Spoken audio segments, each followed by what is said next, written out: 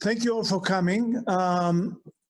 It turns out that this coronavirus actually sometimes does all of us a lot of good. In particular, it is great to see all of you, always, to see that you are healthy and smiling and happy. But also in the past, when we exposed our wonderful researchers to the world, the crowd was never big enough, at least not for me. So the wonderful thing about the webinars is everybody can show up. So it works a lot better, and nobody needs to move from his or her chair. Ayala drags me from my office to this nicer environment, but other than that, it's a really a wonderful way to communicate. But more importantly, over the last 5 years since Boris Mintz had made the decision to help us with this generous gift to do all of these wonderful things that we are now doing,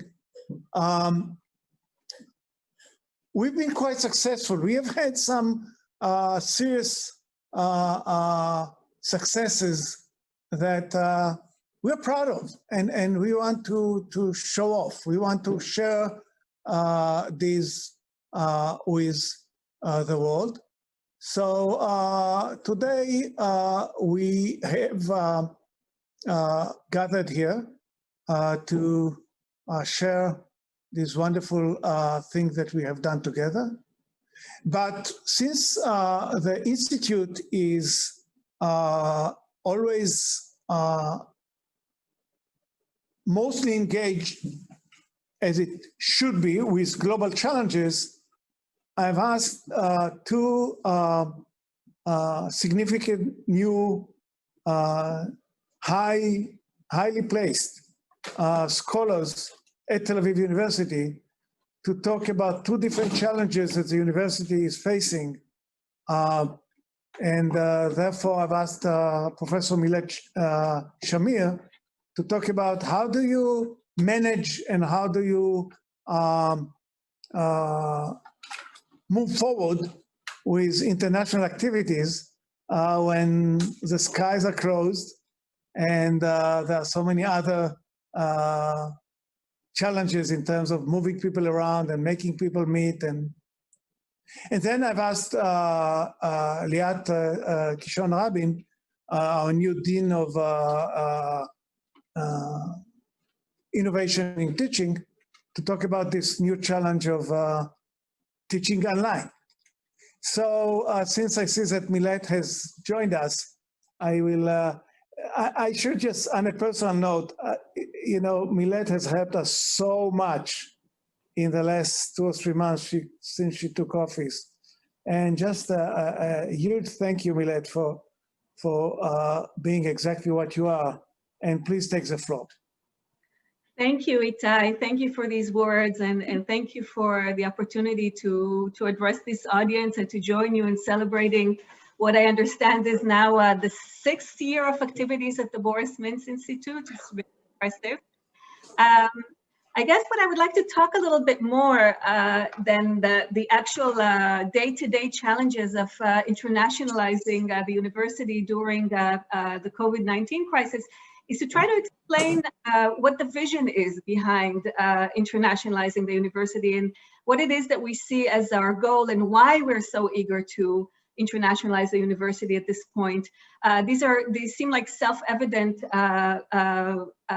concepts, but maybe I could say just a few words about how the university is formulating its strategy these days. So as many of you, I think, already know, a little over a year ago, a new president was elected to head Tel Aviv University, Professor Ariel Porat. And one of the main goals, I think at the very top of his platform, maybe the main goal, was to dramatically increase within 5 years Tel Aviv University's global connectivity and global profile. Of course, Tel Aviv University, as we know, has for many years been a leading university in Israel in terms of international presence. We have hundreds of collaboration agreements with universities all over the world. Our researchers, do collaborative work with their colleagues abroad. Something I'm particularly proud of is that we are able to bring around 2,000 international students each year to campus to join in our international programs. So there's been a lot of international activity. But I think what President Porat understood is that there's still a very large and untapped potential for turning Tel Aviv University into a truly global university with significant and meaningful connections with leading institutions all around the world, and a thriving international community on campus. Not so much, again, at the time of lockdown and COVID-19, but some of that presence, of course, can also take the form of digital and virtual presence. So as a first step towards this goal, what we did as a university is really try to clarify for ourselves what we mean by internationalization and why we want it. Why do we need to invest a lot of resources and energies in this thing that is pretty vague called internationalizing the university? And we've gone through a process of actually a few months of thinking about that and sharpening our focus and our strategy. And I'm not going to share with you the entire process, but maybe I can say just a few words about some of the conclusions that we've reached. So the fundamental question is, why invest significant resources in making the university more international? And the answer may seem self-evident to many of you, but it really isn't. And let me give you an example, or actually two examples of positions that I think many people hold of why investing in internationalization is actually not a great thing. One position is something that I will call for now the natural outcome position. And that is the position that argues that internationalization is an outcome of academic excellence. In other words, universities become international because their research that they produce is superb, and this attracts global partners, and the university doesn't really need to do anything in order to internationalize itself. It doesn't need to invest in internationalization. It needs to invest in research, and the rest will just happen. Our vision at Tel Aviv University is a challenge to this argument. We have now been able to define for ourselves that internationalization is a platform for excellence in research. It's not an outcome of excellence in research. Internationalization doesn't just happen on its own, or doesn't happen sufficiently well on its own, and it doesn't matter how excellent our individual researchers are. Internationalization, for our research to really benefit by global connections, we need to create at Tel Aviv University a full international ecosystem. And we create this ecosystem because we bear internationalization in mind with every decision that we make, from the faculty that we hire, through the courses that we teach, the way that administration works, and all the way to the way that campus looks. So whether we're in a time of COVID crisis or not, our work at the moment is really to try to understand how to create this ecosystem and do so successfully, precisely so that it will have a dramatic impact on the research that we do here, and both the quality and the global visibility of that research. So a large part of our strategy involves the creation of this ecosystem, which is a very complicated thing. A second argument against kind of a heavy investment in internationalization is something that we may be able to call the utilitarian argument. And this argument says we should invest in internationalizing the university, but only to the extent that the benefits of this internationalization are clearly measurable. For example, if we want to have our international rankings go up, and we can invest money in internationalization in order to achieve that, that is a way, that is a kind of a rationale for this investment. or if the income of the university grows because we bring a lot of international students, then that is a rationale for internationalizing the university. And here too, I want to present the vision of Tel Aviv University as a departure from this utilitarian model. I think that the rationale that we developed for the investment that we are now directing towards internationalization is, of course, it would be lovely to go up in the international rankings and to have thousands and thousands more international students, but that does not sum it up. Internationalization has a higher and a more significant purpose for us. It needs to be embedded in the university system of values, even in its ethical DNA. So what are the kind of values that are associated with internationalizing Tel Aviv University? Firstly, of course, an educational ideal. We have an obligation, I think, to our students to provide them with an education that would help turn them into world citizens, that will give them a broad and cosmopolitan and multinational perspective, and the ability and the skills to navigate in a world that is very quickly becoming increasingly global. So to meet that goal, we really have to begin to build plans for creating opportunities for our students for international mobility. And here, COVID-19 is, of course, a limit, but it's also an opportunity, because whereas in the past, our students were able to travel and take a semester abroad, but only some of our students, students who had money, students who had time, students whose schedules allowed for that. Now there is an increasing emphasis on virtual mobility, on the ability to learn at another university without actually going there. And that opens up this idea of mobility, this ideal of mobility, to many, many, many students who before the current crisis did not have this opportunity. So that's one value that I personally am very much invested in, this creation, this pedagogical project of giving our students the opportunity to become global citizens. And I'll just mention one more value that is high on our list, and with that I will close. Making a contribution on the world stage. The knowledge produced here at Tel Aviv University, and it doesn't matter if we're talking about engineering or economics or biomedicine or public policy or philosophy, can and of course does make an impact on the world. It joins knowledge that is produced in other academic centers all around the globe, bringing everyone together and bringing everyone one step further in dealing with the world's most acute problems. And of course, nowadays, we hardly need a reminder of how crucial international academic collaborations are for saving human lives.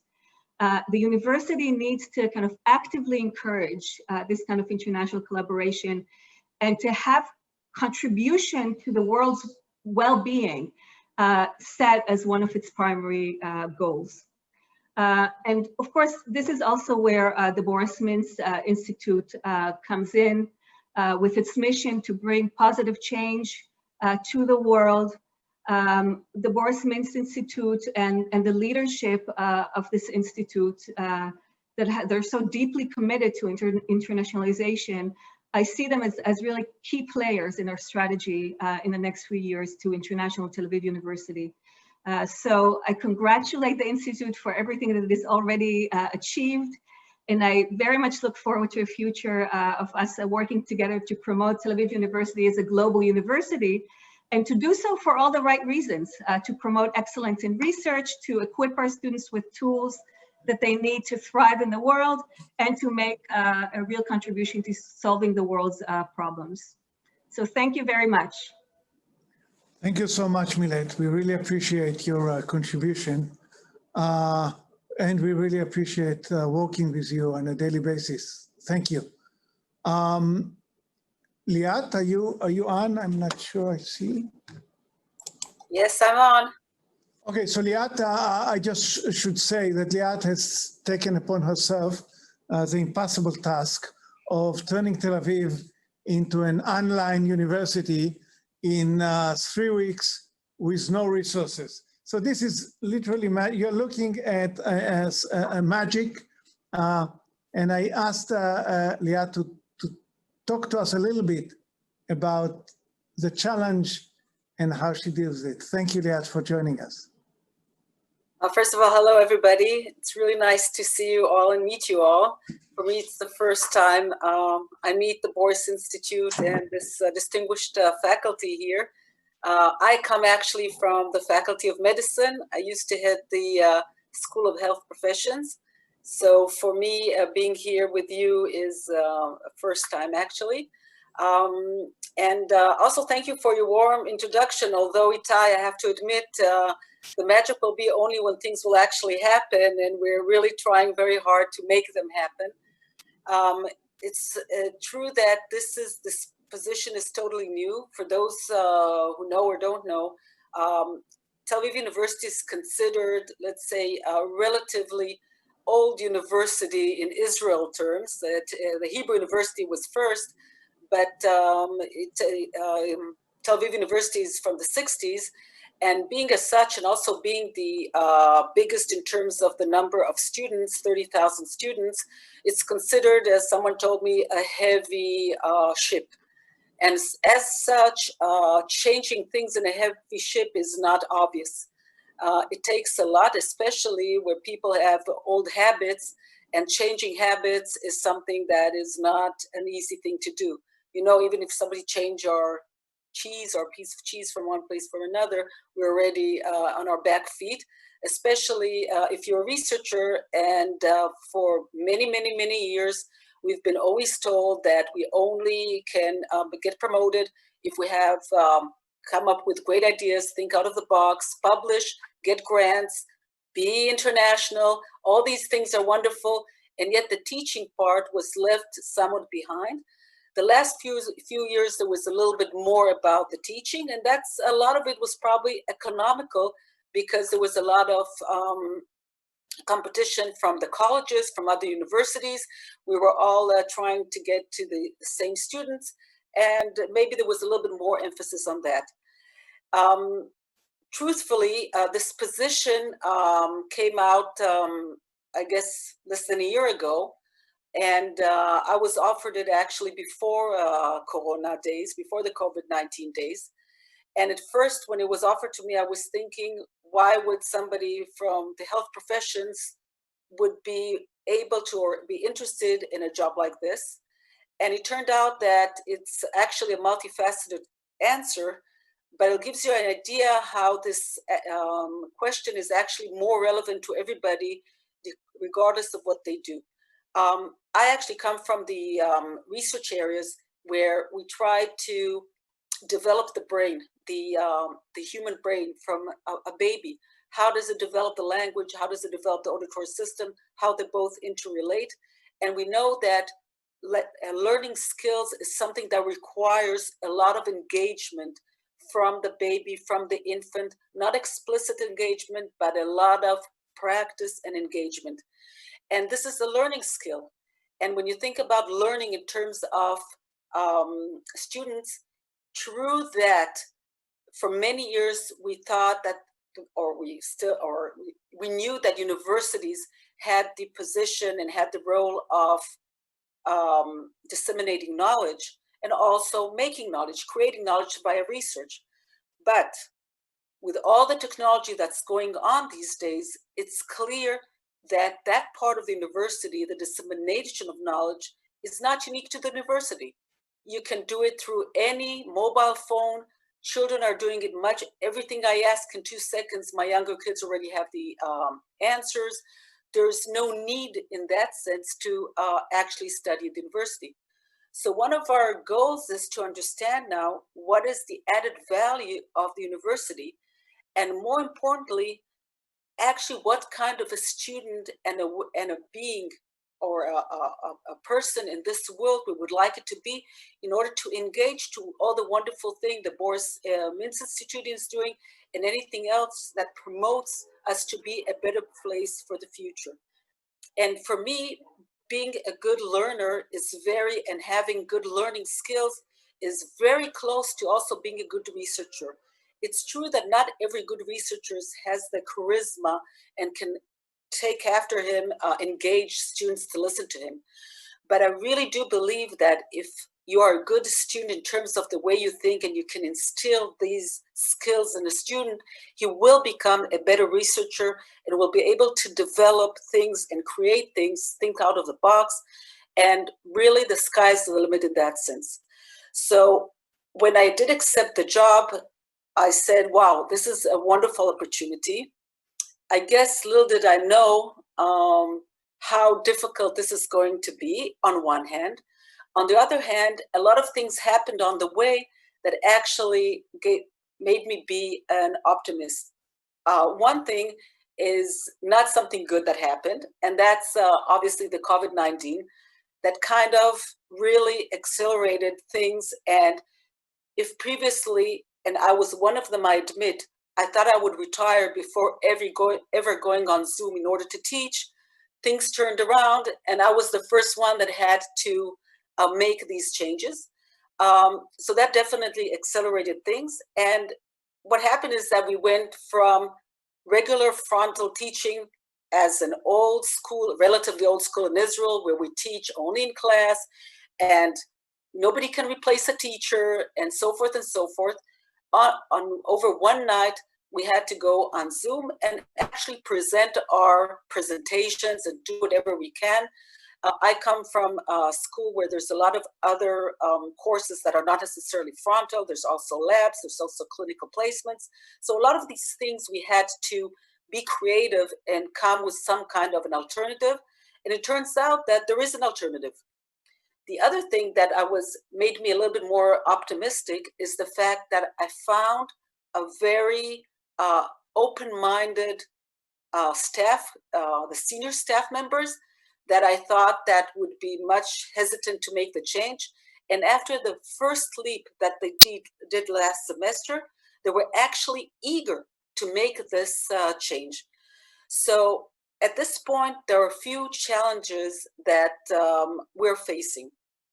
One is the immediate challenge, which is how to have the coming semester, how do we teach it better? How do we teach it better in the sense that the students are going to be better learners? And Itai said the unit is called Innovations of Teaching. It's actually called Innovation of Teaching and Learning, because we prefer emphasizing the learning part and not only the teaching part, because one is the other side of the coin. So these are immediate goals that we've kind of got into immediately. Another more, I guess it's more of a long-term goal, but we need to start it right now, is our vision. What is the added benefit of a university? Why is it important? Is it really being just online? Are we going to become another online university, online courses only? Or we think that there is an added value, and this is something that we need to develop and see which courses are relevant to this, which courses are important to exchange ideas, to have engagement with the students, to have them come up and talk, write better. These are all things that the media or the iPhone or the WhatsApp and all these digital social devices are not promoting in terms of language development, and more important, thinking and being able to clearly bring your thoughts into words. And I think if you don't have a clear mind and clear ability to actually express it, you're going to have a difficulty in many other things. And we don't know yet what is the outcome of all these things that happen right now. But I think it will have outcomes. Some will be negative, some will be positive. But I think as a university where we have all the great minds to actually analyze this and come up with these ideas, how do we make sure to minimize the negative things and support the positive things? I think we should put the student in the center in terms of its learning. If today I can walk out and do sports and all these iPhones and gadgets can tell me I'm in the right cardiac thing, and I'm in the right heart thing, and in the right blood pressure, and so forth. I'm sure we have the ability, and I know that there are already companies working on it. How do we use artificial intelligence also to let the student know where he or she is at this point of his studying? And I think that's something that we can promote and make sure that Tel Aviv University will not only be first place in research and internationalism, but also it will be first place in teaching. And I think that is something that together we should be able to do it. And in that sense, I think I'm very happy with Milet, we already have talked, and also with Itai, because clearly being better able to use online teaching, online courses, ability to use the platform, the technology, and that's something we'll have to work on, improving infrastructure, that we can have all these ideas, exchange of thoughts in a much better and increase our globalization in that sense. So we need to assess ourselves. We have to see whether what we're doing is right or wrong, and improving ourselves all the time. These are all things that this unit that we're now working on putting all the little bits support subunits that worked on the university without one roof on top and one leadership to do it. But this is something that we can work only with the whole campus together. And I'm very, very much looking forward to working with Itai and his staff. We already had some previous discussions about it. And I hope we will be able to, next time we talk, if you invite me again, we can actually say what is that we were able to do. So thank you very much for listening. It's magic, but I know that together we can make it happen. And I'm going to wish you all a continuing enjoy the afternoon. Thank you very much.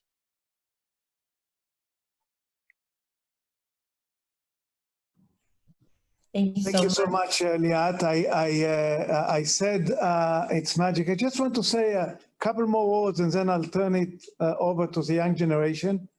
We have some very exciting young researchers, but just the ability of Liat to run a training program that she put together over the summer.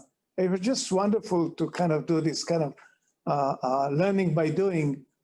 This program that in the end kind of trains the entire staff of Tel Aviv University to just be better at teaching online. And the project that Liat and Milet and I are working on right now is a program, an international program that will be taught entirely online on the science of weather and climate change. So it will be a great program. The three of us are really excited. And hopefully by the next time we, all three of us meet with all of you right now watching, we'll be able to show some initial progress on this very exciting program. I should just mention very briefly and welcome Segenet, who is always a wonderful collaborator, and we understand that she's listening, so I wanted to really welcome the head of ICIPE in Kenya.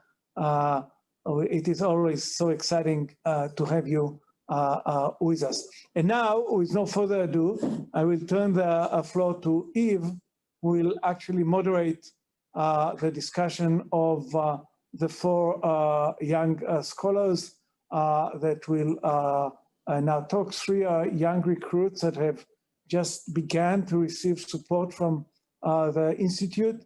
And of course, our one and only Karen, who just finished and completed her PhD with the support of the program and is starting, as we speak, her postdoc at Potsdam in Germany. Eve is our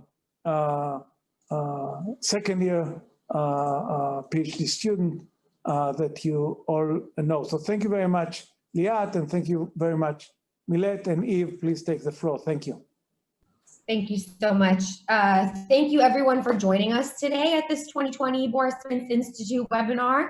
And I would like to take the opportunity to issue an enormous thanks both to Boris Mintz, our fearless leader, to Itai and to Ayelet for organizing this, to all the members of the board for their continued support and dedication to solving these global problems that we are dedicating our lives to solving as researchers. And thank you very much to Professor Shamir and to Professor Kishon Rabin. As a student at Tel Aviv University, I feel confident, aspirational, and inspired by the strong female leadership at our university. So thank you so much for the work that you're doing and for your presentations. And now we're going to move to the second part of the program, where we're going to hear from some of our fantastic scholars that we have at the Boris Mintz Institute, new scholars. So the first three are new scholars as part of our program that are going to give us just a little bit of a taste of what they're working on. And then, as Itai said, we're going to hear from Karen, who Magialach Kapayim, Mazal Tov, unfinished your doctorate. So first, I'd like to introduce Dr. Boaz Meiri, who will be presenting to us a lecture entitled Psychological Interventions for Promoting Intergroup Conflict Resolution. He is an active member of our Department of Public Policy and the Conflict Resolution Program. So Dr. Meiri, blow our minds, please. Thank you so much, Eve. So let me just share my screen first.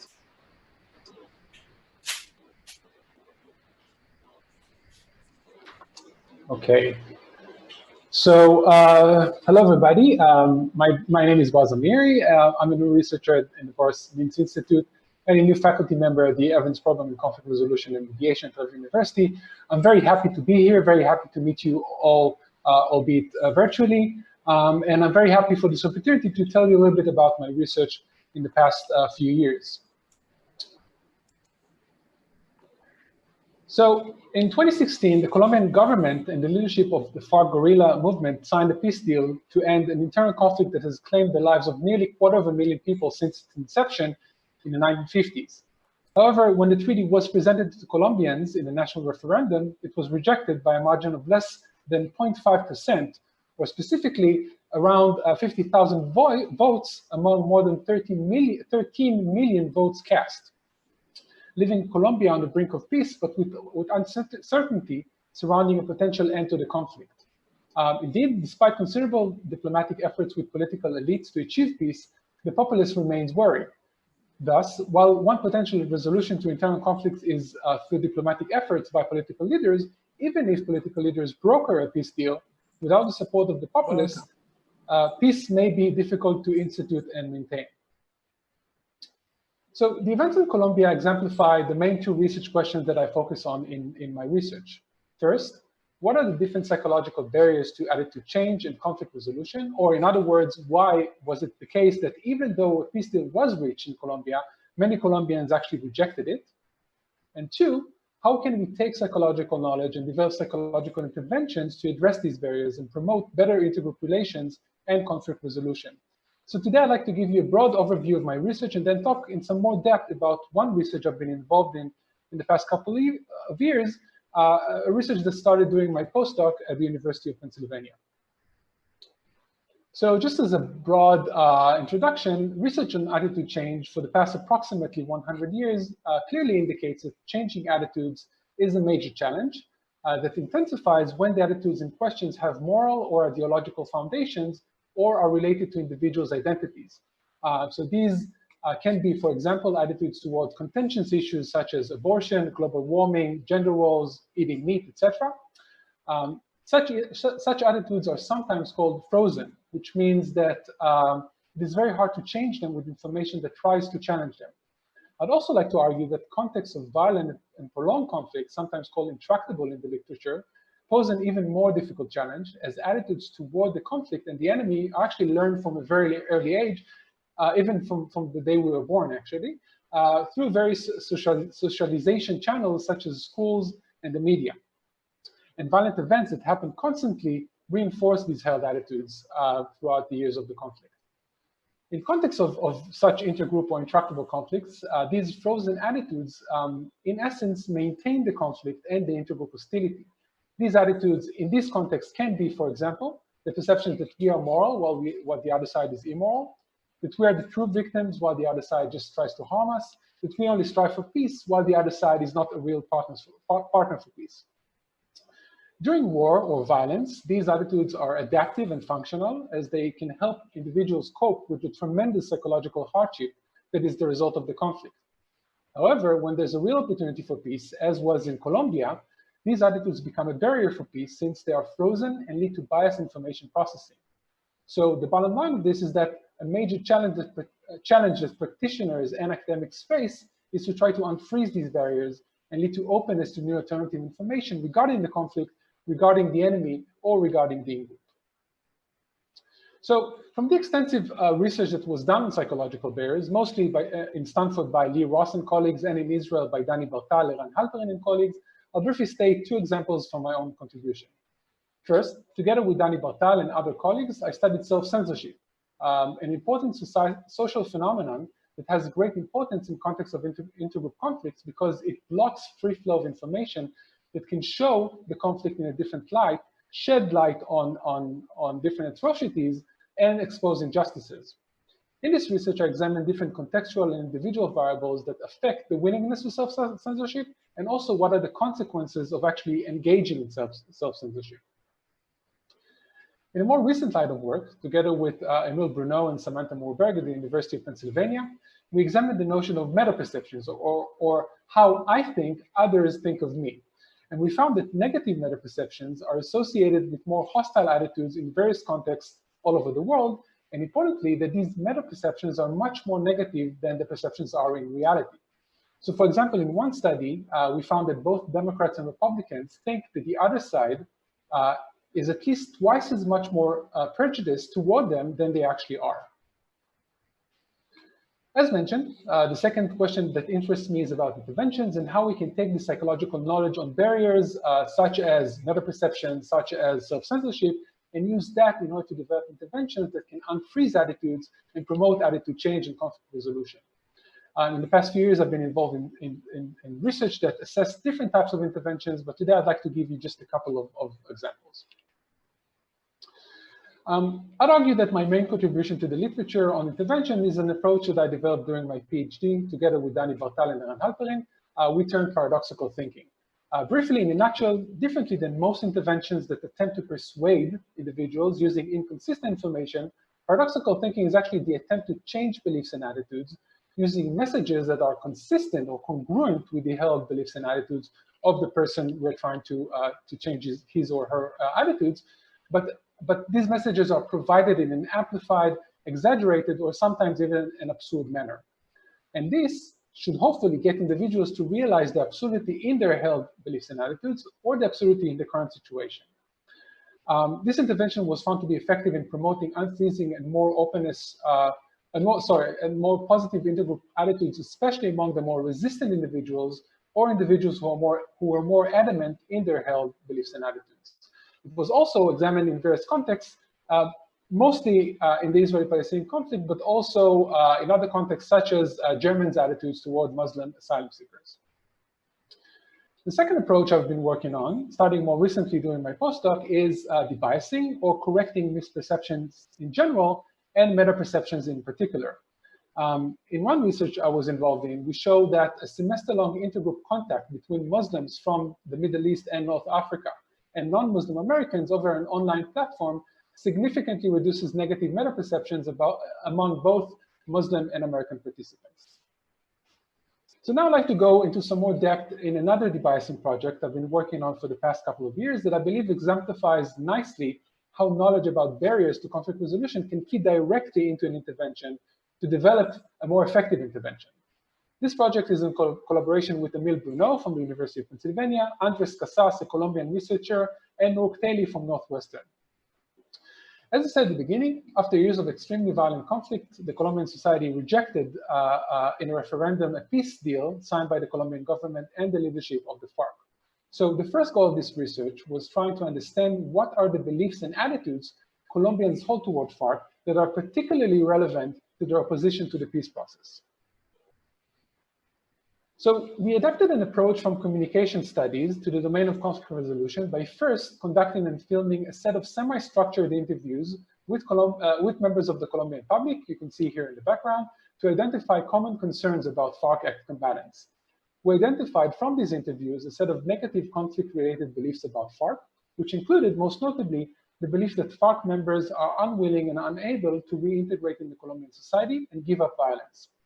It should be noted that this set of beliefs is similar to perceived group malleability, or the ability of groups to change over time, which has been highlighted in previous research as a key psychological barrier to peace, and a belief that actually can be changed and can be reduced to promote conflict resolution.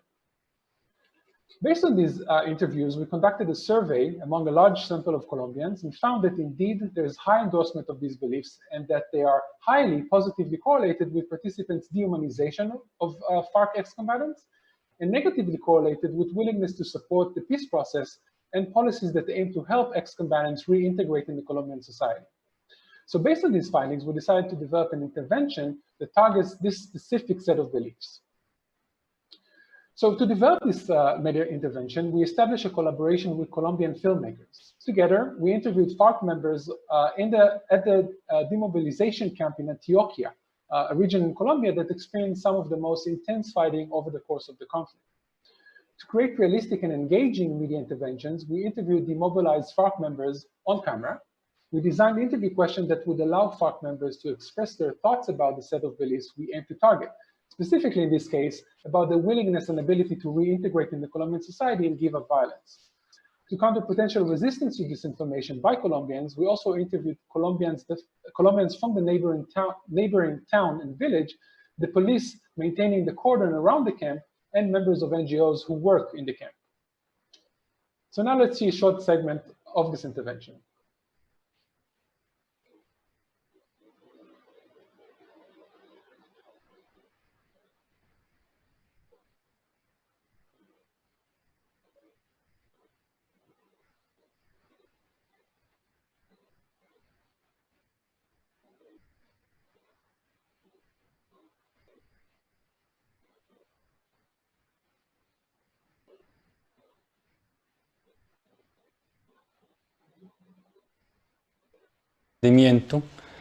Y todo fue gradualmente, pero fue avanzando. Hasta ahora, pues, creo que hay una muy buena relación, tanto con la comunidad, tanto con el ejército, tanto con la policía. Pues una de las cosas, primero que todo, es la confianza. O sea, de entrar en confianza, porque la realidad, lo que hemos tenido aquí, la confianza y la integración, porque nosotros no le hemos podido dar nada, más nada. Confianza, integración y amor, afecto, cariño a las comunidades. Ellos dicen, ¿cuántos de nosotros no queremos que nos muevan de aquí? Porque aquí nosotros venimos, jugamos fútbol con ustedes. Nos dijeron que hay un equipo de fútbol. Sí, aquí hay un fútbol mixto. Sí, policía, soldados, comunidad y excombatientes. Ya se organizó el equipo de fútbol de mujeres. Ya fueron y jugaron en Dabeiba y derrotaron al equipo de allá. No, hemos trabajado muy de la mano, actividades, arreglada de camino, arregla de carreteras, que una ayuda para una señora pobre allí, que hay que hacer una rifa, que hay que hacer una venta, vender boletas, un bingo, pero que hay que colaborar. Siempre lo hemos hecho. Nos ha tocado aquí en este espacio trabajar de la mano todos juntos en el arreglo de la carretera. Soldados, policías, defensa civil, las dos comunidades, aquella y esta, nos ha tocado. So this video continues for approximately 2 to 3 more minutes, but in the interest of time, we'll move on. So using this footage, we created 10 different videos, some specifically targeted the belief about FARC unwillingness and inability to change, as I said. Other videos targeted other beliefs, such as FARC members' honesty or perceived FARC members' honesty by the Colombian society. Also, we examined different iterations of these videos. In some videos, we only showed interviews with FARC members. In others, we showed only interviews with non-FARC individuals. and in some we showed both in different order. We tested all of these videos compared to a no video control condition in an intervention tournament to assess their causal effect. While most videos were relatively effective, especially in the assessment that was immediately after exposure, I'll focus here on one that was especially effective and robust, the video I just showed you. This video targeted the belief about FARC unwillingness and inability to change and showed first the interviews with FARC members, which were then followed by interviews with non-FARC individuals. As can be seen here, compared to the control, which is in black, the video shown in green significantly increased adherence to this belief that we targeted, specifically the belief about FARC unwilling and inability to change. It significantly lowered dehumanization of FARC members and significantly increased support for the peace process and FARC reintegration policies. Importantly, all of these effects persisted when we got back to the same participants after approximately 10 to 12 weeks. It should also be noted that most of the effects that we found that other videos had immediately after exposure actually subsided after these 10 to 12 weeks in the second measurement. And finally, I don't have it here on this slide, but we replicated these results in a third study with a new sample of Colombians. So to summarize, combining methodological techniques from psychology and communications and leveraging scientist-filmmaker collaboration, while also soliciting full participation of members of the involved societies, the present research develops a media intervention and demonstrates its effectiveness in promoting peace after decades of violent conflict. We show here that the intervention succeeds by generating a lasting change in beliefs about the intentions and abilities of outgroup members. This intervention can be scaled up relatively easily. It's a pretty short film or video, and thus has the potential to nudge the Colombian society, as well as perhaps other societies immersed in conflict, towards peace. Currently, although the coronavirus pandemic has obviously harmed our efforts, we are working on developing collaboration that will allow us, hopefully, based on the current regulations in Colombia, to show this video prior to full feature films in cinemas across Colombia. More broadly speaking, I hope that with this study in Colombia, I managed to provide you a taste of my contribution to the research on psychological barriers to attitude change and conflict resolution, and how we can use this knowledge on psychological barriers to develop effective interventions to promote conflict resolution. This work is done when possible and potentially in collaboration with people on the ground that are directly involved in the conflict, as well as creative people, filmmakers or marketing experts that can take this psychological knowledge and translate it to compelling materials. And with that, I'd just like to end by thanking my main mentors and collaborators I've been working with in the past few years, the main funding agencies that funded my work, and thank you very much for listening.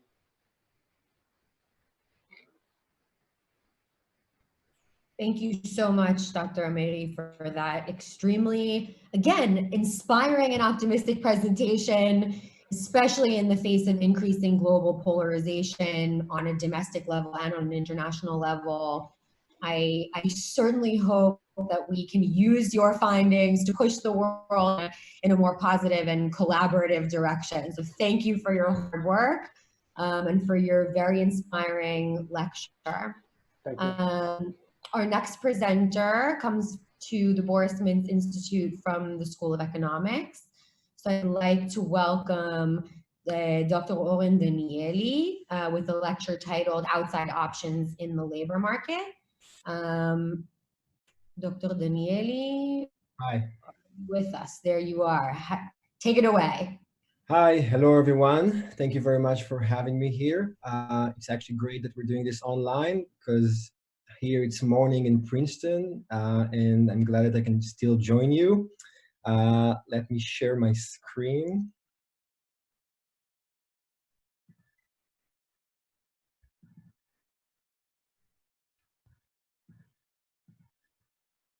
Okay, can you see my slides? Okay, great. Okay, so today I'm here to talk to you about outside options in the labor market. This is a joint work with Sidney Caldwell from UC Berkeley. I apologize that economists' presentations are always so much more boring than other disciplines. We don't have all those nice pictures and movies. So I do hope that the topics would be at least interesting, but we'll work with what we have. Okay, so there are at least two reasons that we know quite well by now that it's important for workers to have more job opportunities or more options, as we call them. Workers that have more options can first just find a better match. So as everything in life, if you have more options to choose from, you can eventually find a better option. So workers that can choose from more jobs, from job options, they can find a job that's closer to where they live, a job that where they get along better with their manager, a job that better fits their skills, etc. And the second reason is that if you have more options, naturally you also have better outside options. So employers would have to pay you higher wages to prevent you from going into other places. So for at least both of those reasons, it's important for workers to have more than just one job option, and probably the more jobs they could go to, the better. Now, the topic of this presentation is that what we think is that the availability of those job opportunities, those options, could actually vary across workers, and this variation could be quite significant and also quite systematic. So let's think about a few examples. So the amount of options for a job that a worker has could depend on their local labor market. Workers that live in big cities like New York City or like Tel Aviv would have access to many jobs around them, where workers that are living in more rural areas won't have as many options to choose from. Another difference could be driven by willingness to commute. Some workers are willing to commute very long distances, and as a result, they get access to more jobs they can work in. Workers that are unable or unwilling to make this long commute will only have to work for jobs that are very close to where they live. The availability of jobs could also depend on the transferability of skills. There are some workers that have skills that are very, very general and can be used in many different workplaces, where there are some workers that have skills that are very specific, in which case they would have fewer options. All of those things could potentially generate lower wages, even for equally productive workers. Let's think through an example that we're going to talk quite a lot about today. People before us have already argued that women may have fewer options on average if they're less willing or less able to commute.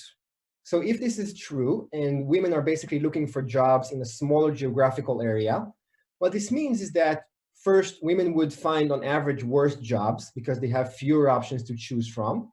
And second, even conditional on the match quality, even for the same job, they might be earning lower wages because they have worse outside options. Because men are able to drive to those further away jobs, employers might need to pay them more to prevent them from doing so. Now, the challenge in trying to study those topics is that outside options are typically unobserved. In most data sets that we have, we know where workers are working, but we don't know where they could have worked. We don't know which other offers they received or anything like that. So that's going to be the main thing we're going to try to overcome in order to figure out who has more options and does it matter. And more specifically, in this project, what we're trying to do is to answer the following three questions. The first question is, which workers have more options? And because we can't really see those options directly, what we're going to do is we're going to derive what in economics we call a sufficient statistic for outside options, what we're going to call the outside option index. I'm going to explain what this index is in a few slides to give you some intuition about it, but basically it quantifies how much options you have in the labor market. And one of the things we find is that men have about 25% more relevant options compared to similar women. The second question is, does it matter? Or more specifically, how do differences in options actually translate into wages? So the formal way to say that is that we're looking to identify an elasticity between this outside option index and wages, which we're going to do using two natural experiments. And basically what we find is that it actually matters quite a lot. So if you have 10% more relevant options, if for every 10 job options that you have, I'll give you another one, we expect your wages to increase by around 2.2%. So it could actually matter quite a lot for your wages. And then the final question is, how do differences in options affect wage inequality? So we're going to combine what we estimated for this outside option index with the elasticity to figure out the overall impact on the wage distribution. And we estimate that 25% of the gender gap, at least in Germany, where our data is from, is driven by those differences in options, by the fact that men have those have more options. And the main mechanism, at least for the gender gap, is in fact this willingness to commute or to move. So the fact that men are willing or able to take those more distant jobs, that's what gives them more options, and that explains at least about a quarter of the gender gap. So I don't really have time to go into all the mathematical theoretical framework. I'll just tell you that we're using a mathematical model to model the labor market. And from this model, we're able to derive this outside option index, this OOI, and this expression right here. I want you to think of it intuitively. So intuitively, you can think about this expression as the log of the number of options that the worker has, okay? So it quantifies how many options every worker has in the labor market. You can also think of it as an index of concentration.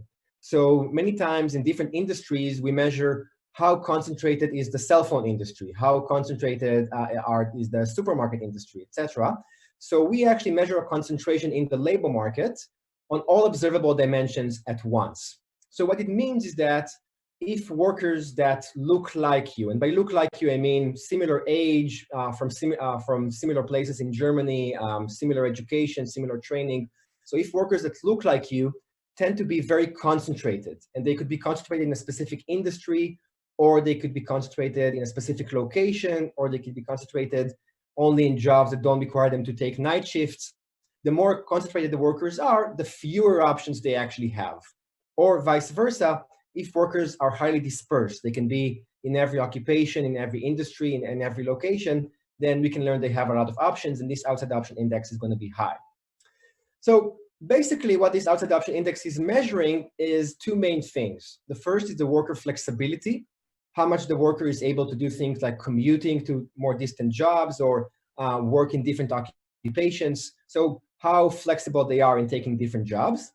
And the second thing is just the job supply in the relevant districts or the occupation. So if there are just more jobs, then this outside option index is going to be higher. So that's basically the idea, try to quantify how much options every worker has.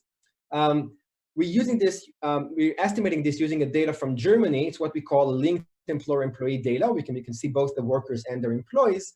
So we use information about the workers' demographics, their training, and we know a lot about the jobs. We know many specific things about the jobs like part-time, full-time, the occupation, the industry. And the other important thing that we know is the distance. What's the distance between every worker in every job? Okay, so with this index, we can answer the questions that we started with. And the first question was, who actually has better options? So this is one way of seeing it. Here, we're comparing the outside option index for different groups. So you can see that, for example, females have an outside option index that is lower by around 0.24 compared to males. If you remember, I said this outside option index is about the log of the size of the option set. So what this means is that women have about 25% fewer options compared to males. We also find that non-citizens have about 30% fewer options compared to citizens, and that people with lower levels of education have much fewer options than people with higher levels of education. If you look at this geographically, what we get is that things look pretty reasonable. So in the big cities in Germany, like Berlin, like Munich, like all those cities that I know from their soccer teams, like Dortmund, all those places have a lot of options. So these are the darker areas where workers have more jobs. They have a higher outside option index, so they have more options to choose from. Where in the more rural areas of Germany, workers don't have a lot of options. So living in big cities gives you more options, as we suspected. If you look at occupations, that's actually pretty interesting. So we get that, in fact, higher paid occupations actually have fewer options. So occupations that pay higher wages actually have a lower outside option index. And to figure out why, here we plot the outliers of this graph. So if you look at the top left corner, so these occupations right here, so these are high-paying occupations that also have low levels of options. And what you can see here is sort of textbook examples for occupations with very specific skills. So people like medical doctors, like pilots, these are workers that are earning high wages because they have a very high levels of skills. But because those skills are very, very specific, because they can only be used in very specific occupation or in very specific industries, then those workers actually don't have a lot of options. In contrast, workers like meter readers or car salespersons, they earn low wages, but their skills are pretty general and could potentially be used in different occupations. We also show that you can use our outside option index to predict which workers are going to recover fastest from a mass layoff. So a mass layoff is something like a big plant has to shut down or has to reduce its activity, so it has to fire at least a third of its workers. So we can track those workers and see which one of them is able to find a job faster and at what wage. And here in this graph, what we compare is workers with higher levels of options compared to lower levels of options. And you can see that in the first 12 months, workers with higher levels of options are able to regain additional 8% from their previous wages. So kind of naturally, if you have more options, then you're less affected by your plant shutting down. You can find another place and get a wage that is similar to what you had before, versus someone that they don't have a lot of options. So if they lose their job, that's actually much more meaningful. Okay, in the paper, we have a lot of more things you can do with this index, but for the sake of time, I want to move on to the second question, which is basically, does it matter? Or how do differences in options actually translate into wages? In the past, economists used to think that if you have two options, that's enough. If you have only two options, those things would compete, and that would get your wage to the marginal productivity, so that more than two doesn't matter. But in fact, I'm going to show you that it actually does matter. So what we're going to do is we're going to use two, in economics, we call those instruments or natural experiments of things that are increasing workers' option sets, are giving workers more options, but are presumably not affecting their wages in other ways. And specifically, they're not necessarily increasing their productivity. So the first natural experiment is the introduction of high-speed commuter rails in Germany. So in Germany, they expanded their train system and just added stations along existing routes. And so very small German cities suddenly got access to a lot of jobs in big cities. And the second natural experiment is what we call a shift-share instrument in economics, where basically the idea here is that we're comparing workers within the same industry, but they live in different parts of Germany, so they have outside options in different industries. So for example, two workers in manufacturing, one lives in Munich and the other lives in some rural area in Germany. The one in Munich maybe see a growth in their outside options because other industries in Munich are growing, and so they have more options of places they could move to. So both of those natural experiments give us pretty similar results, where basically it's somewhere around the area of 0.2 or 0.3.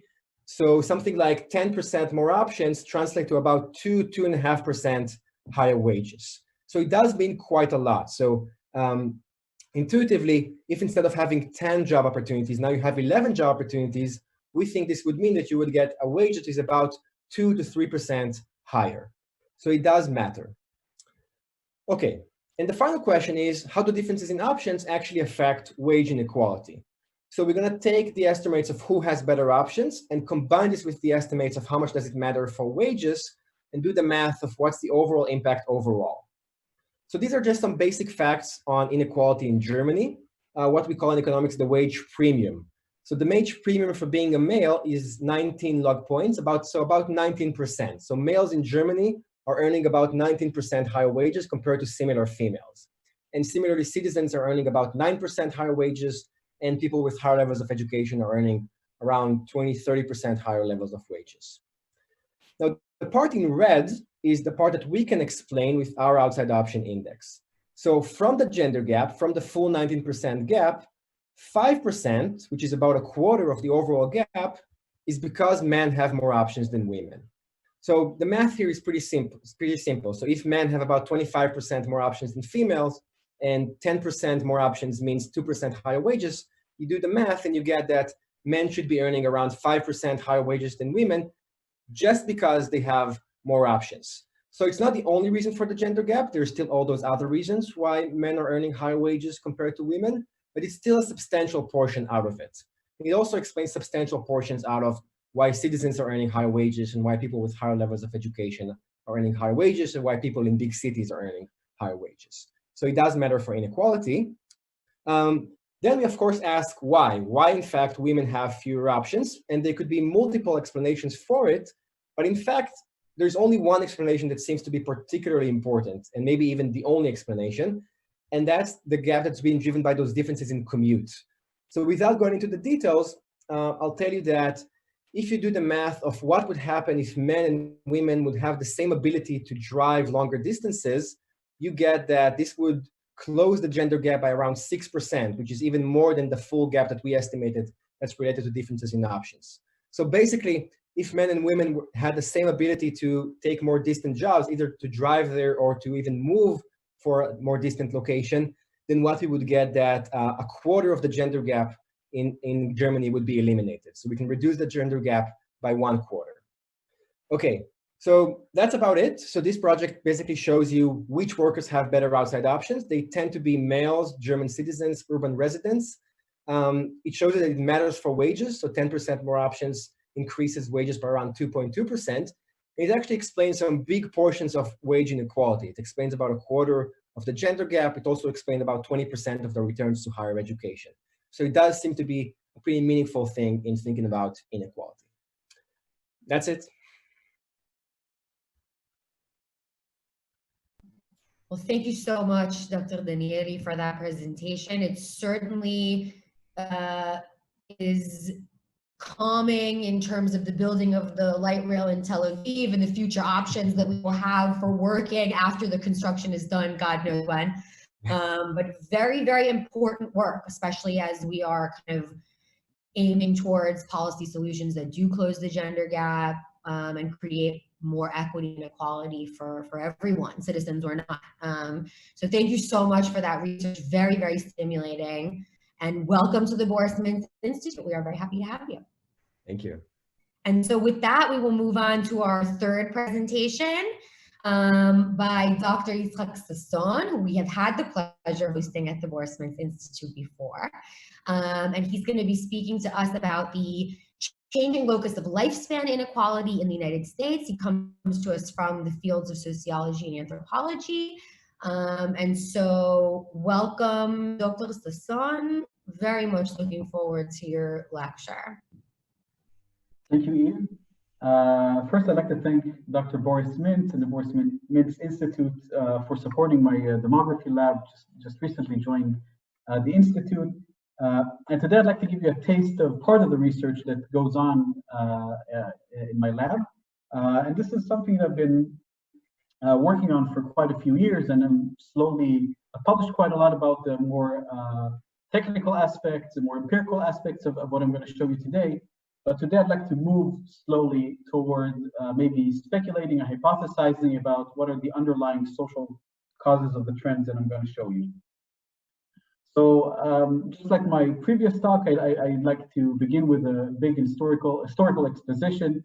And a lot of my work in the past few years has been surrounding lifespan inequality. So basically inter-individual inequality in the age of death.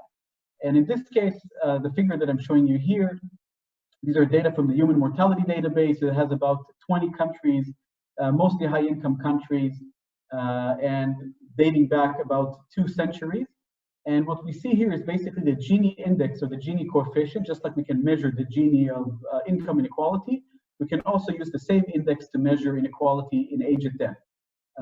And I think the good news is that we can see from this figure is that over the past 200 years, since the Industrial Revolution, we've seen inequality in ages of death decline substantially. So if, for example, in the beginning of the 19th century, the Gini index was closer to 0.5. Just to remind, the Gini varies from 0 to 1. 0 is perfect equality, 1 is perfect inequality. So the Gini was almost 0.5 200 years ago, and now we're almost down to 0.1. So this is quite a remarkable achievement. And a lot of this achievement had to do with the reduction in child and infant mortality. So you can see that this wasn't consistent. We have a lot of spikes and fluctuations. Some of them you can probably guess that they're related to, for example, you can see here the First World War. So we see an increase in inequality because more young people die, especially men in this case. The same thing occurring in around World War II. The black curve is the average trend, but we can see the very different countries. Of course, Sweden would not have this spike in inequality, but other countries participating in the war would obviously have it. For example, Japan came out after the war with very large inequality, and then we see a decline to present day. So this is the long-term view. But the big problem is that we're facing, and has received a lot of attention in the demographic and sociological literature in the last couple of decades, basically has to do with this puzzle. So on the one hand, we've seen increased equality in human lifespans, but at the same time, we know that social inequalities in mortality, in life expectancy, in longevity persist, and even in high-income countries, and in some countries, and many of them indeed, they're even growing. So the total inequality in length of life is declining, as I mentioned earlier, mostly because of historical declines in infant and child mortality. But the flip side of this is that social inequalities in life expectancy, for example, between men and women, between race or ethnic groups, between socioeconomic groups or social classes, are actually persistent and even increasing in some countries.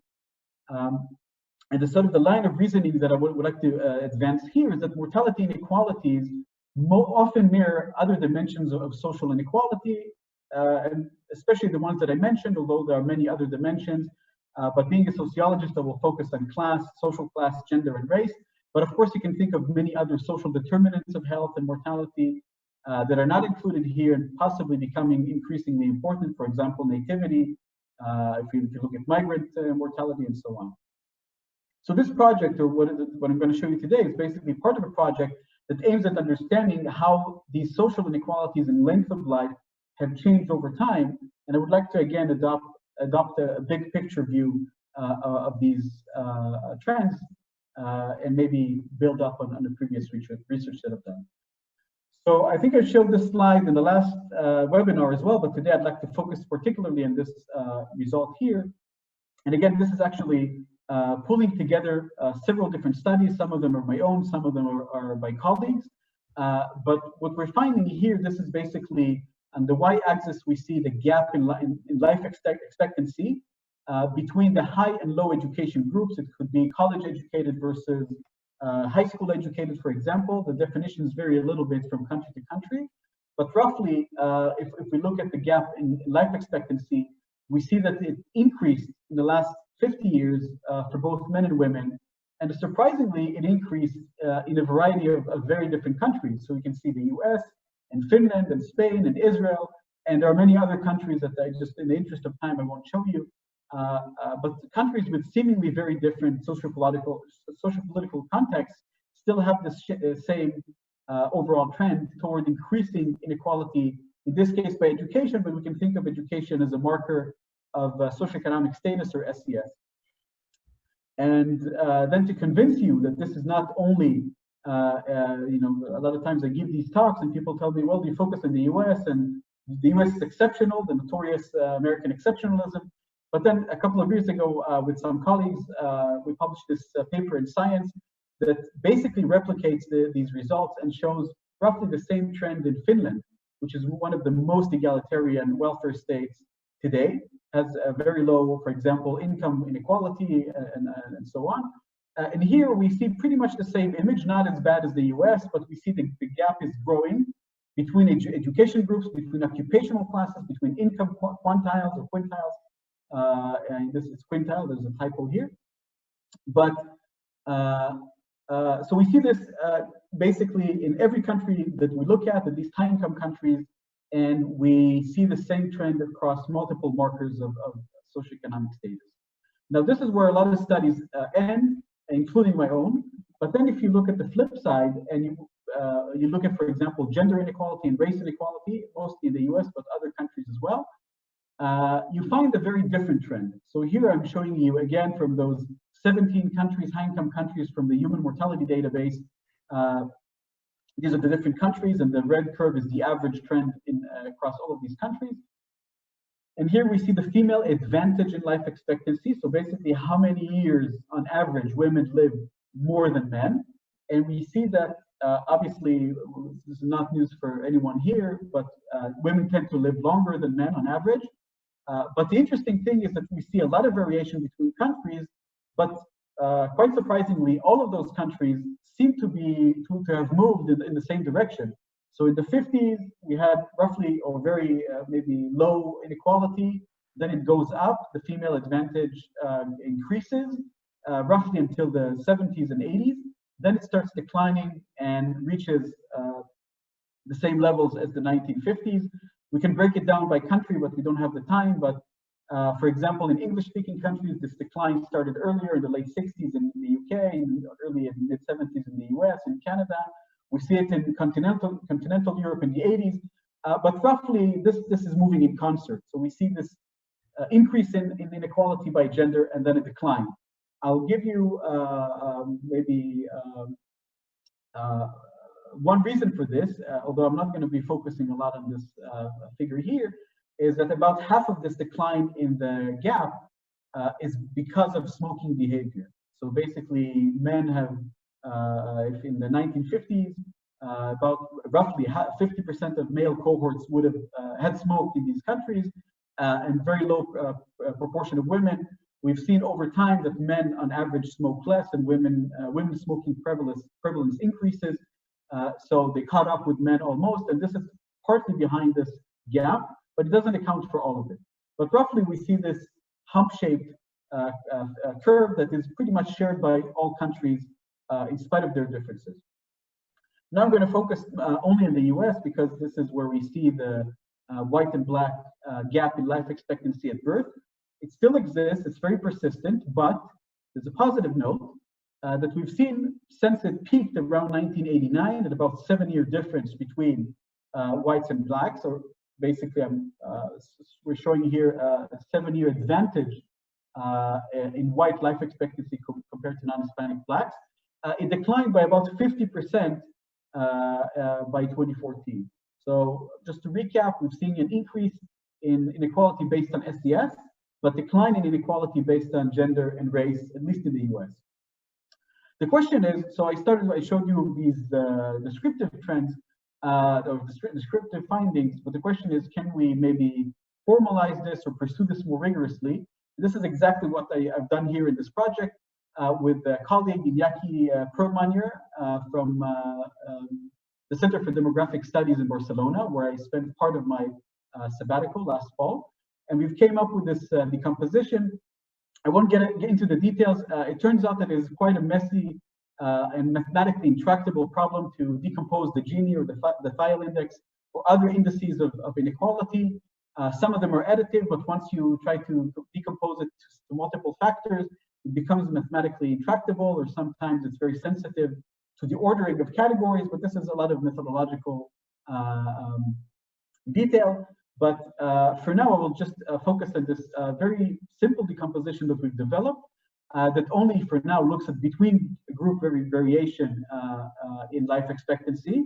And we decompose it by sex, race, and education. So basically, this is the total variation in life expectancy between these three factors. And then we decompose it and how much of this variation is due to sex or gender inequality or differences in life expectancy, how much is due to race inequality, and how much is due to educational inequality. There's some limitations to this decomposition. We solved some of them. I don't want to get into the details, but this is maybe for the Q&A if anyone is interested. But I'd love to move on directly to the results. And these are the findings the main findings I'd like to show you today.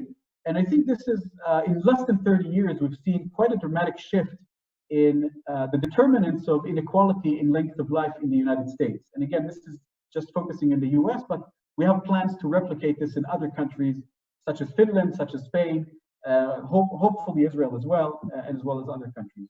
So what we're seeing here is that this is the y-axis of the vertical axis is the variation between group variation in life expectancy, and this is an absolute value, so the years of variation. And we see the total is declined toward the 2000, was pretty stable until 2010, and then increased again. And you probably heard about the opioid epidemic that is increasing mortality in the United States. This is part of it. But the more interesting part that I'd like to focus on today is the breakdown by these three factors.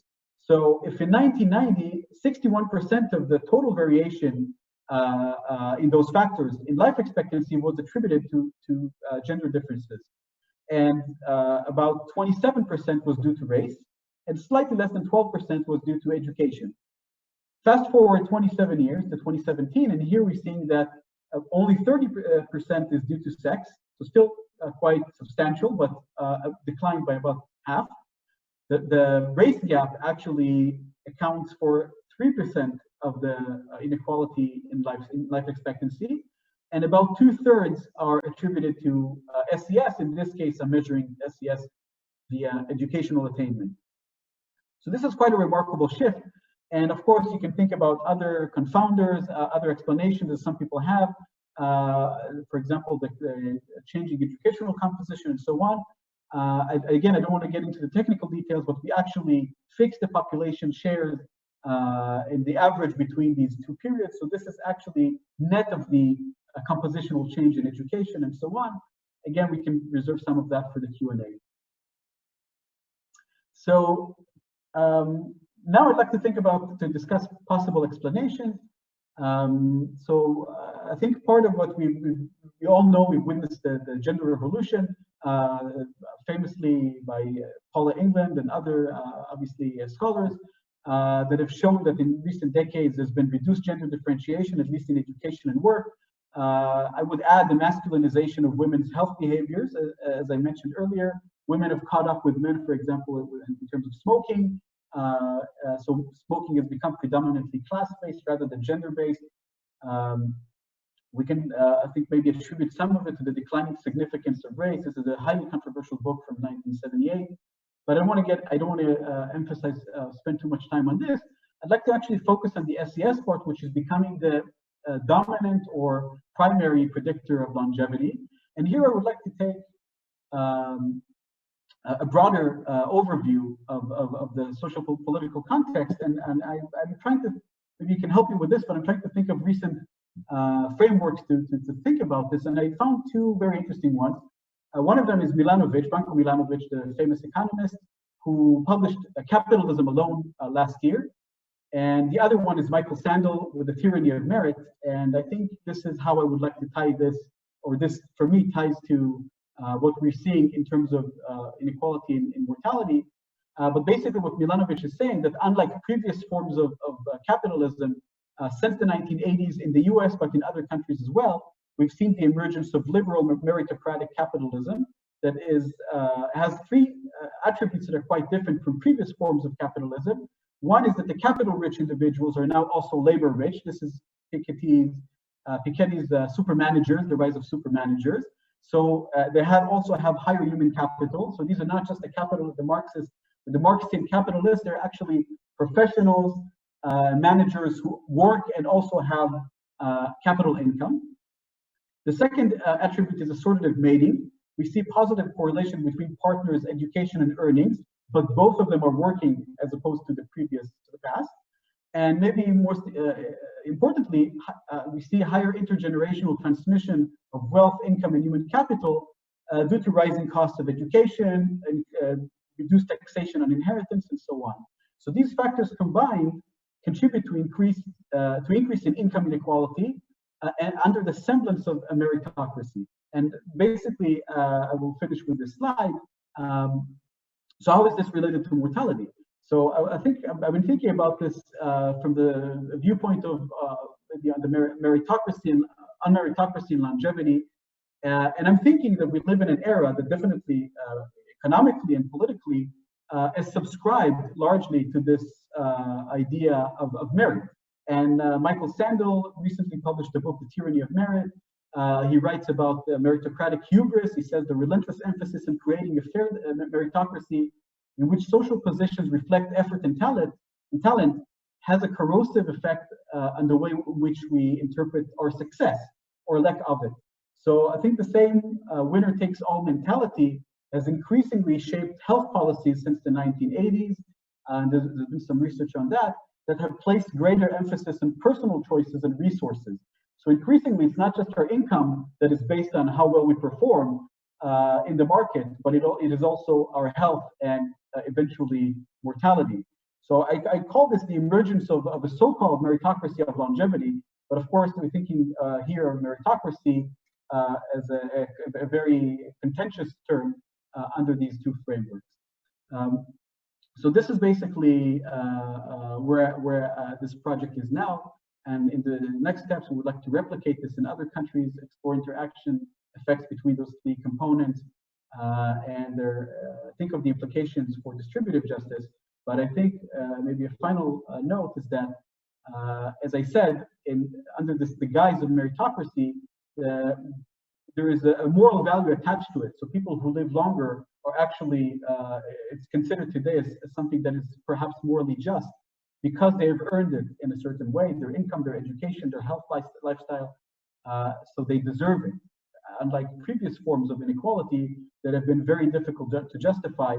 And I think this is part of what the change we're seeing today over the last several decades.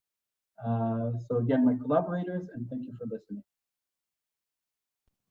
Wow, thank you so much, Dr. Sasson. I mean, it really certainly raises the stakes for solving issues of relative and absolute inequality. Our lives literally depend on it. So that's quite a lot to sit with, I think, in terms of our policy goals moving forward. Thank you so much for that really inspiring piece of content. Last but certainly not least, one of the prides of our department, Karen Umansky, who's going to be giving us an overview of her project that she's just completed, entitled "A New Era of Radical Populism in European Politics, a Challenge or an Opportunity." Certainly topical and relevant. Karen, the floor is yours, and Mazal Tov to you. Thank you. Thank you so much. And last but not least, and I'm very happy to be here today, and I would like to thank the Boris Mintz Institute and of course Itai and Ayelet for supporting me throughout this journey. It was a long journey, but eventually it ended up successfully.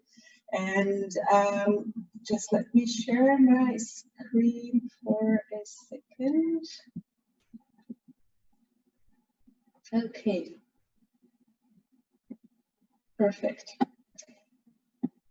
So if you remember, if you can still remember the pre-corona times, you might also remember that before COVID-19, people, regardless of their political affiliation, were quite preoccupied with the changes in the political sphere in Western democracies.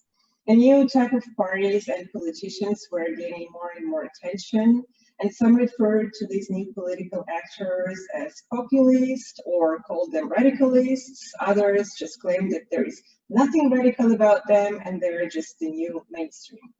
And this funny caricature, which I found online, illustrates how Europe these days is being torn apart between the regulations of the European Union, which is striving to preserve the status quo, of course, and the so-called new radical forces, whose main slogans are bringing power back to the people and restoring national dignity and sovereignty in the face of the bureaucratic and technocratic demands of the European Union.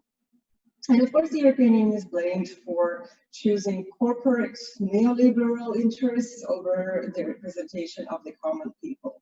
And among others, we can see over here examples of the FPÖ, of the Austrian FPÖ, of the Italian Lega Nord, and of course this blonde lady is Marine Le Pen from Front National in France. So, why does it not? Okay. Looking at this new face of Europe as a political scientist, I immediately saw an opportunity for an interesting project. I set some objectives, wondering how these parties became so successful for allegedly small, radical, so-called niche parties, and how, if at all, they influence the sphere of European politics. And exploring parties' electoral behavior, I came up with the notion of legitimate enemy. Some of you may be familiar with it already. Put simply, it means that parties blame a so-called enemy for the most pervading public concerns, such as poor economy, inflation, housing shortages, and even environmental problems. And this creates a feeling of threat and divides the society into us and them. We are the poor people suffering from all these problems, as opposed to them who are pictured as an enemy and the cause of all the troubles that people are suffering from. And this state of conflict helps transform collective beliefs quicker and more effectively, urging individuals to take a side in the face of the threat, which is commonly, of course, translated into electoral success of these new radical parties. Because people go to the ballot box and faced with the problem and faced with the trouble, and in the face of fear, just vote at the ballot box accordingly. So how do NRPs or new radical parties come up with these enemies? They choose issues that are important in the eyes of voters, but neglected by the establishment, and attack the establishment for neglecting these issues. Thus, government, the European Union, and even immigrants can pose as a legitimate enemy in the populist radical rhetoric. In fact, anti-establishment and anti-immigration dimensions were marked as the new additional dimensions of today's politics, in addition to the two well-used dimensions, one of them being the left-right and the other one being more libertarian or authoritarian. Which makes it safe to say that contemporary political sphere can and should be regarded as multidimensional. At least we have 4 dimensions, and maybe we have even more. So I tested my theory in several case studies and in my dissertation, and I'm happy to present you the results from one of the case studies today. These are the leaders of the Alternative for Germany party, Alice Weidel and Alexander Gauland. So why Germany? First of all, I think it's fair to say that Germany is the driving force of Europe and sets the tone in so many aspects in the European Union. And second, Germany, because of its past, has been less tolerant to the radical discourse than other European countries. And many radical or extreme right parties were either banned over here or didn't gain enough votes to enter the Bundestag, which is the German parliament.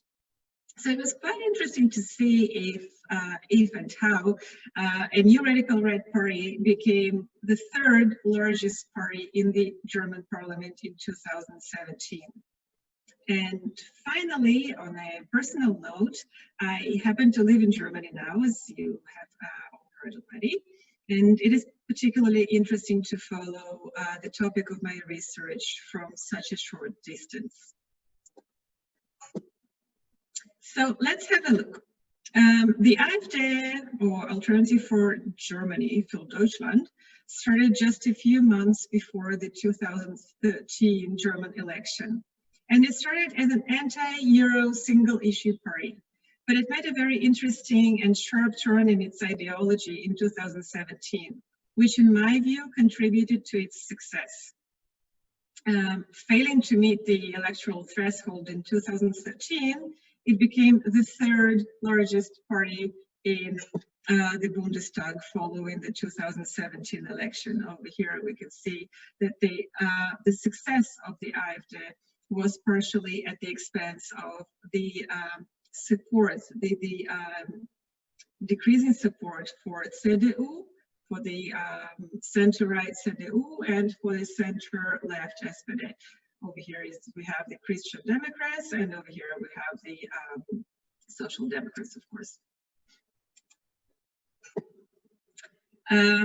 So if new radical parties thrive on overlooked public concerns, which is what I'm saying in my dissertation, let's have a look at what German people were concerned with before the elections. And if we look at 2013 and 2017, you can see in dark blue public concerns on the eve of the election in 2013. It's quite obvious that following the economic crisis and the accumulation of government debts in the Eurozone, people were mostly concerned with economic issues and government debt. I mean, these are pretty salient results over here. However, in 2017, which is light blue over here, we can see that these concerns have decreased. Concerns with economic situation, rising prices and inflation, unemployment, and government debt almost stopped. People almost stopped being concerned with government debt at all. Instead, following the 2015 European refugee crisis, concerns with immigration and terrorism became the most prominent. So I analyzed party manifestos in both elections, looking for issues that parties addressed the most, also known as salience, issue salience, and of course the context in which these issues were used, whether it was negative, whether it was positive or neutral. I did so in order to understand which dimensions parties capitalized most, and on which issues they addressed most, and which issues were addressed to a lesser extent or ignored altogether. So in 2013, which is this figure from 2013, it was a classic illustration of a two-dimensional political sphere. We can see here two dimensions of economy and unemployment, and government and politics. And most of the parties addressed these issues because they were the main public concerns during that time. So the issues were attended, bravo, representative democracy at work. However, in 2017, the picture was entirely different. If you remember from one of the previous slides, two main public concerns in 2017 were immigration and terrorism. And have a look at what parties are focusing in 2017. Again, we see economy and government and politics being the main dimensions. And most of the parties avoided almost completely the so-called uncomfortable issue of immigration. This disconnect or misrepresentation, if you will, created a gap between the people and the establishment, which is supposed to represent the people. But one party was attentive enough and listened to the people, and this was the AfD. And the AfD holds an almost complete ownership of this issue of immigration and has actually a lot to say about the government and the government's open door immigration policy as well. And in my research, I argued that this was a window of opportunity that the AfD used in its advantage in order to enter the sphere of German politics and gain an unprecedented for the post-World War II times electoral success for a new radical right party. To estimate AfD's impact on the sphere of politics, I used a technique which is called the uncovered set. It is a mathematical algorithm of figuring out where is the center of the political sphere and how it moves and how it changes. New radical parties, according to my theory, will have effect if their appearance will change the shape, size, or location of the uncovered set. So this cube over here is a homage to a multidimensional political sphere. We have only three dimensions here for the sake of simplicity, which is government, immigration, and the economic dimension over here. So dimensions run from negative values, which are on the left side and the bottom side of the cube, to the positive values, which are on the right side of the cube and the upper part of the cube. So what we can see over here is that it's quite clear that most of the parties in Germany are located very close to each other, except for the AfD. AfD holds an explicitly negative position on both immigration and the government because the party is situated over here. And this little blue star is the uncovered set for the 2013 election. And this little red star is the uncovered set for the 2017 selection. So we can see actually that the entry of the new actor into the political sphere moved the uncovered set of all legislative outcomes to the side of the new entrant of the AfD. It moved into the negative position. However, the size of the uncovered set didn't change, meaning that it didn't grow bigger and it didn't introduce a lot of disturbance into the political sphere.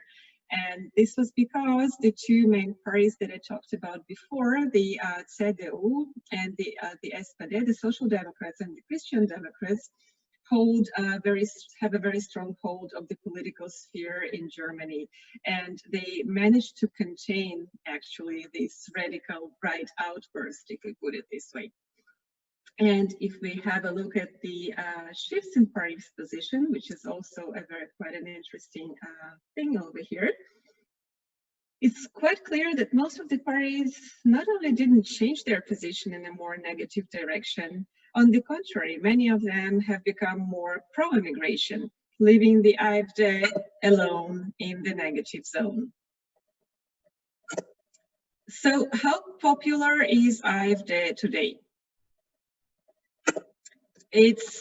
I would say that it's quite, we can look at this picture, Islamisierung stoppen, stop Islamization of Germany, and we can understand that maybe Germany, under the lead of the AfD, is sliding back to the days of old radicalism. But sometimes the media doesn't stress enough the other side of the story. The AfD, despite its initial success, is not necessarily very popular among the Germans. And over here we can see Stop die AfD. People are expressing their discontent with the fact that AfD is even in the Bundestag, is even in the parliament. And many of them oppose the party, its ideology, and its leaders. Also, in the middle of this year, following a successful management of the COVID-19 crisis, people were very supportive of the establishment and not of the challenger parties. We can see over here in blue, populists, the support for the populists has gone down in June 2020 compared to March 2017 and the previous years as well. And unpopulists, which is gray, people started to support the establishment much more. However,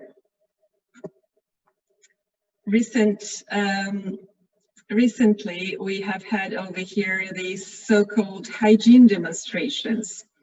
They have erupted all across Germany, and initially they were organized to protest against social distancing measures during COVID-19.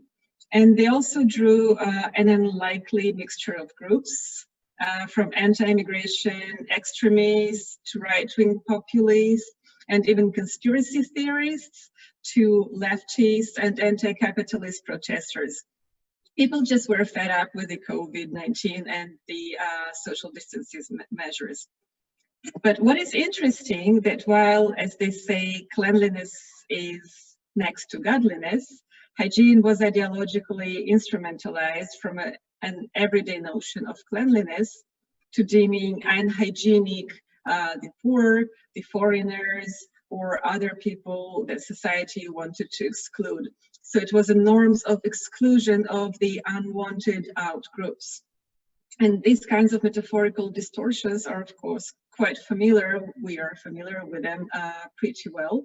And that led to the notion of racial hygiene and the Nazi policy of extermination back in those days. And these days, hygiene demos provide the ground for voicing similar ideas today. And it's quite a new phenomenon, but it's still unclear where Germany is heading with this. And it will be quite interesting to see.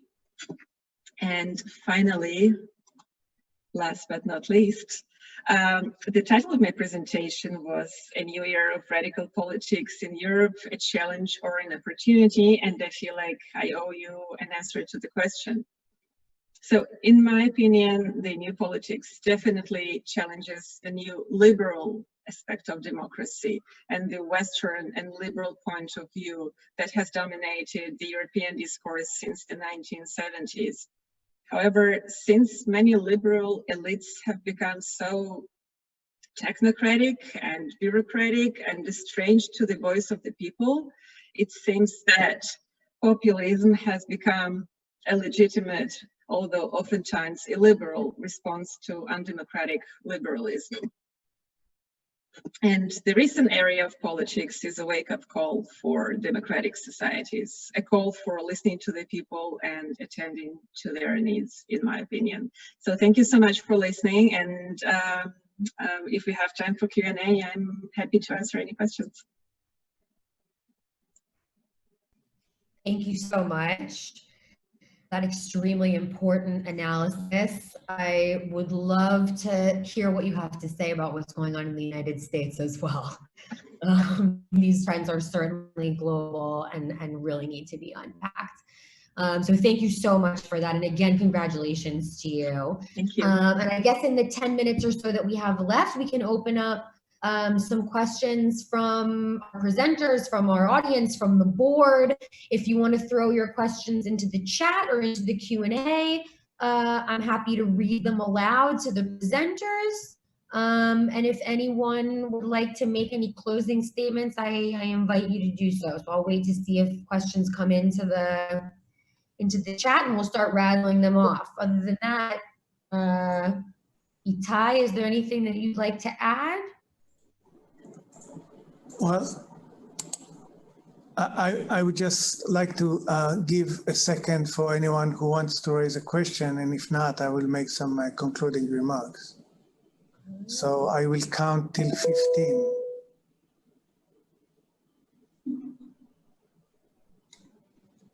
I guess everyone's presentations must have been so clear and so straightforward that no one has a single question. So I think that the most impressive, I was listening to this, and this is the third or the fourth webinar that we have put together, and two things came to mind that I think are worth noting.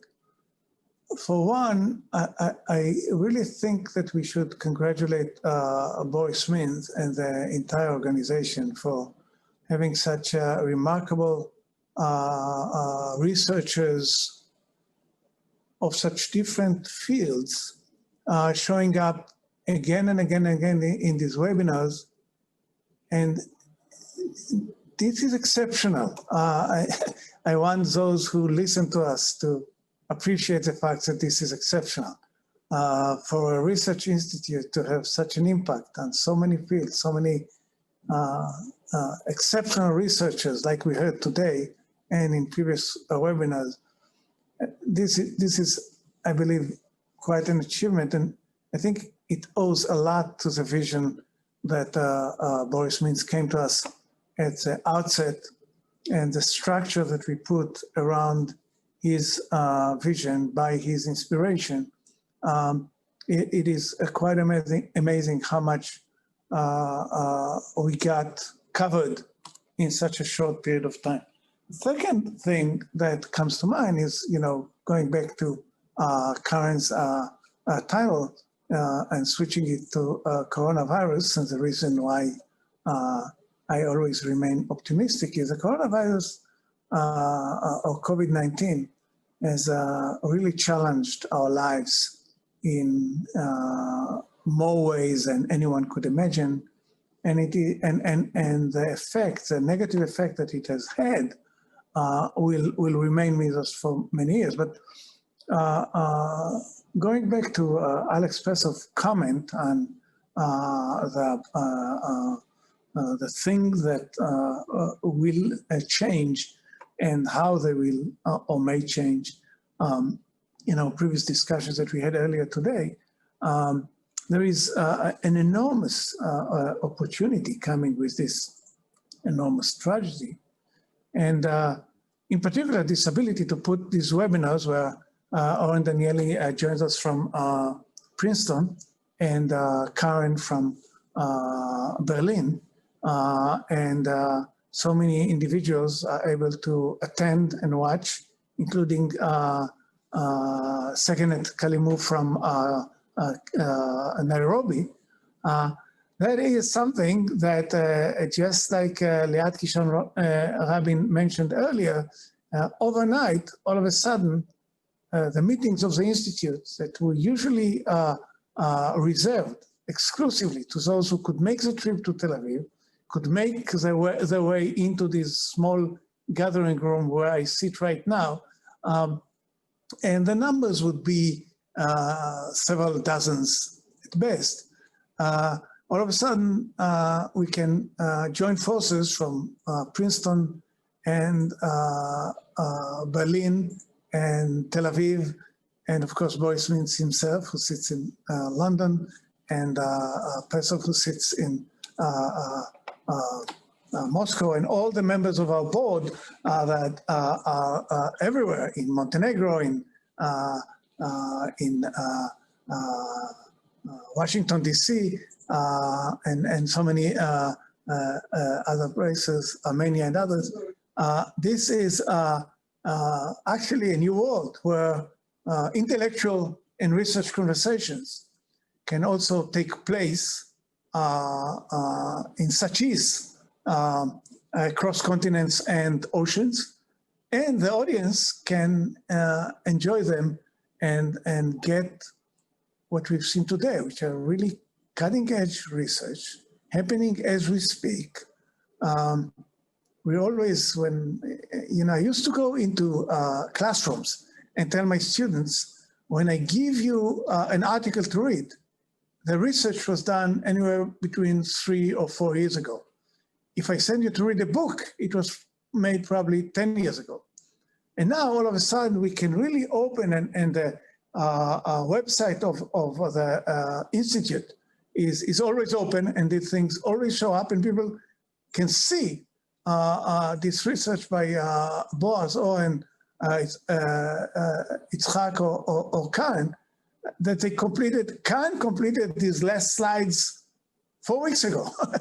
That's, and I suspect Boaz and Itzhak and Oren has made some of this research or weeks or months ago. And it's very important for the future of knowledge that we can actually make available. And also going back to the issues that preoccupies Yitzhak Sasson of equality and inequality. And it is true that these webinars are not available to everybody, but they're free. And so maybe another issue that we should look at is how do we make them accessible to people with less education, because, and I really want to congratulate the 4 researchers of today. Contrary to what Oren warned us against, this was quite straightforward, quite clear. You do not need a PhD in economics to understand the basic storyline that Oren was telling, or that Yitzhak Sasson was making, or Karen or Boaz. And so it is really a new era where very deep research and very important research is made available to high school kids, to students who just entered the university. And I once again want to conclude with thanking Dr. Boris Mintz for making all of this possible, because it is literally magic. So thank you very much. And hopefully everybody stays healthy, and we really appreciate your participation. Thank you very much.